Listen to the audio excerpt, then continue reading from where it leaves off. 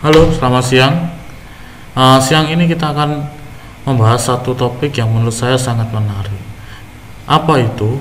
Yaitu faktor penyebab dan implikasi etnolinguistis, kepunahan bahasa-bahasa daerah. Yang pertama, kita akan melihat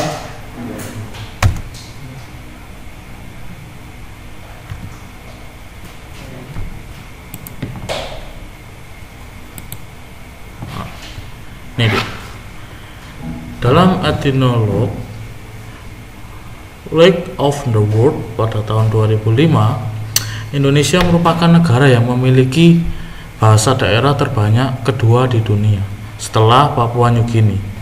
Di Indonesia terdapat 742 bahasa. 737 bahasa diantaranya merupakan bahasa yang masih hidup atau masih digunakan oleh penuturnya. Kita lanjut. Kita akan melihat kondisi bahasa-bahasa daerah. Secara kualitas, jumlah penutur bahasa-bahasa daerah di Nusantara ini cukup berbeda. Hal tersebut tidak selalu menjadi indikator bahwa keminoritasannya, karena ada pula bahasa yang meskipun jumlah penuturnya kecil, tetapi loyalitas mereka terhadap bahasanya cukup kuat sehingga terhindar dari ancaman kepunahan bahasa. Dalam hal tersebut, Erwin Wurm pada tahun 1998 mengklarifikasikan kondisi kesehatan bahasa dalam beberapa tahap. Kita lihat apa saja itu tahap-tahapnya. Kita lihat yang pertama, bahasa yang berpotensi terancam punah. Apa sih itu? Apa maksudnya bahasa yang berpotensi terancam punah? Bahasa yang secara sosial dan ekonomi tergolong minoritas serta mendapat tekanan yang cukup besar dari bahasa mayoritas tersebut. Generasi mudanya sudah mulai berpindah ke bahasa mayoritas dan jarang menggunakan bahasa daerahnya sendiri. Yang kedua apa? Yang kedua adalah bahasa-bahasa yang terancam punah. Bahasa yang tidak mempunyai lagi generasi muda yang dapat berbahasa daerah tersebut. Penutur yang fasih hanyalah kelompok generasi menengah atau dewasa. Jadi dari dewasa sampai ke yang tua. Sedangkan generasi bawahnya itu jarang bisa berbahasa daerah tersebut. Yang ketiga, kita lihat bahwa bahasa-bahasa yang dianggap sangat terancam punah. Ini levelnya tentunya lebih tinggi daripada poin 1 dan 2. Bahasa yang dianggap sangat terancam punah adalah bahasa yang hanya berpenutur atau yang penuturnya itu adalah generasi tua yang berusia di atas 50 tahun. Kita lihat poin yang keempat. Poin yang keempat apa? Yaitu bahasa-bahasa yang dianggap sekarat. Ini adalah level 4 dari kepunahan bahasa tersebut. Bahasa yang dituturkan oleh beberapa orang, hanya beberapa orang saja, yaitu sesepuh mereka, ya sekitar 70 tahun ke atas. Kemudian ini adalah level tertinggi, yaitu bahasa-bahasa yang dianggap punah, yaitu bahasa yang penuturnya hanya tinggal satu orang. Itu bisa dikatakan bahasa yang dianggap punah.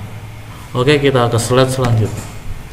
Saya mengambil contoh bahasa Hamap di Kabupaten Alor, Provinsi Nusa Tenggara Timur,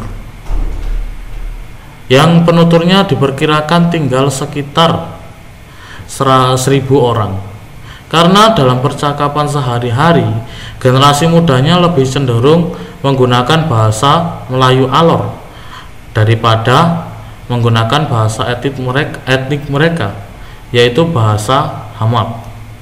Wah, ini sangat disayangkan sekali. Maka dari itu, kita sebagai generasi muda perlu benar-benar melestarikan bahasa daerah kita. Kita lanjut.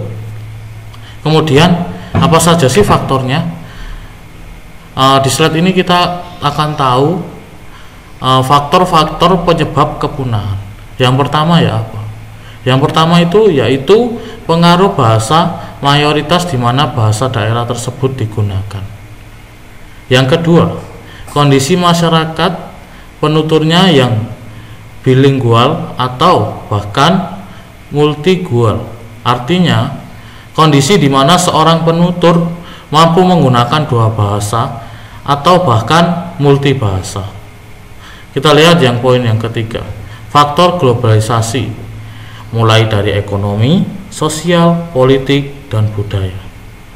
Yang keempat adalah faktor migrasi. Kita lihat sekarang banyak sekali orang yang melakukan migrasi dari desa ke kota. Itu adalah menyebabkan satu kepunahan bahasa di daerah aslinya.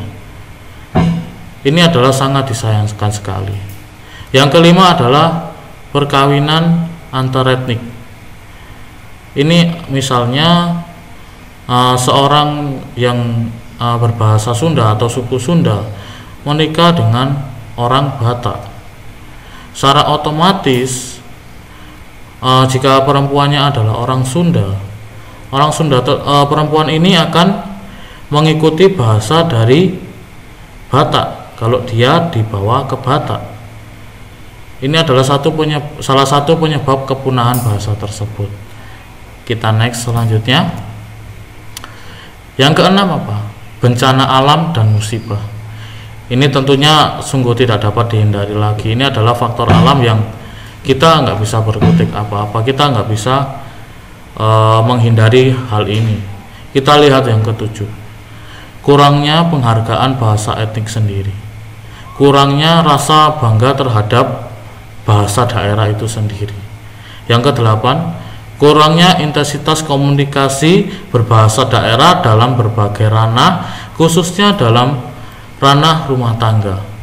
Saya melihat di sekeliling saya banyak sekali para keluarga di tetangga-tetangga saya, mereka lebih menggunakan bahasa Indonesia. Bahkan ada yang menggunakan bahasa Inggris dalam kehidupan rumah tangga mereka. Mulai dari kecil mereka sudah mengajari anaknya bahasa Inggris. Bahkan jarang sekali diajarkan bahasa daerah tersebut. Jika kita melihat faktor yang kesembilan adalah faktor ekonomi.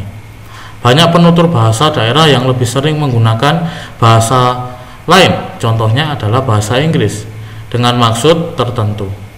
Seperti ketika orang ingin mencari uang, mereka menggunakan bahasa Inggris sebagai untuk pekerjaan mereka, berbahasa Inggris untuk pekerjaan, untuk mendapatkan uang. Juga kita lihat poin yang ke-10. Dapat diidentifikasi di sini ialah faktor bahasa Indonesia. Bahasa Indonesia telah menjadi bahasa primer sehingga tidak sedikit orang yang menggunakannya sebagai bahasa pertama, menggeser bahasa daerah. Ternyata bahasa Indonesia pun juga salah satu faktor atau penyebab tergesernya bahasa daerah. Oke, kita lanjut slide selanjutnya. Di slide ini kita akan melihat etnolinguistik itu apa. Poin bahasa daerah, implikasi etnolinguistik. Etnolinguistik adalah ilmu yang mempelajari ciri dan tata bahasa berbagai suku, bangsa, dan persebarannya. Merupakan ilmu yang menelaah bahasa bukan hanya dari struktur semata, tetapi lebih pada fungsi dan pemakaiannya dalam konteks situasi sosial budaya. Kita slide selanjutnya. Cara untuk mengantisipasi fenomena kepunahan bahasa diperlukan berbagai upaya yang cerdas dan serius. Dalam hal ini tidak hanya pemerintah yang berperan, tetapi juga komunitas-komunitas penutur bahasa dengan cara menjaga loyalitasnya kepada bahasa daerahnya sendiri. Berarti tidak hanya pemerintah saja yang harus menjaga kelestarian budaya, tetapi kita juga perlu menjaga kelestarian budaya kita, kelestarian bahasa kita, bahasa daerah kita. Kita slide selanjutnya. Oke, sekian pembahasan dari saya. Mungkin jika kurang berkenan di hati Anda, saya mohon maaf. Semua manusia memiliki kesalahan, hanya Tuhan yang sempurna. Jika akhir kata, selamat siang. Kiranya apa yang saya sampaikan bisa menambah wawasan Anda. Jika saya mohon maaf yang sebesar-besarnya bila ada salah-salah kata. Terima kasih.